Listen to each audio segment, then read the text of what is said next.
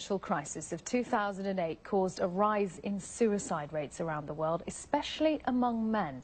Researchers from Britain and Hong Kong said around 5,000 more people committed suicide in 2009 than would normally be the case. They said young men in Europe and middle-aged men in America were disproportionately hit by soaring unemployment.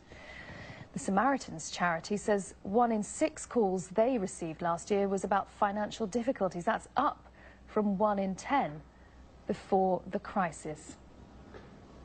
Well, Simon Howells is from the suicide prevention charity CALM, and he joins me now from Liverpool in the north of England. And Simon Howells, thank you very much for talking to us. I just wondered if the calls for help your organisation is getting are reflecting the financial realities of the time. Well, yes, I think what's really key is the fact that people are struggling with what's going on around their worlds, and particularly for men, I think the loss of job and loss of finances and the ability to provide for their families or their future prospects is a major pressure on them. Have you seen an increase in those calls?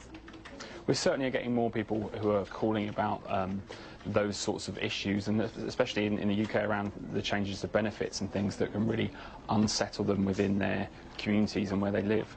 Yeah, I'm just wondering what the conversations are like. What do they say to you? How do they feel that you can help them?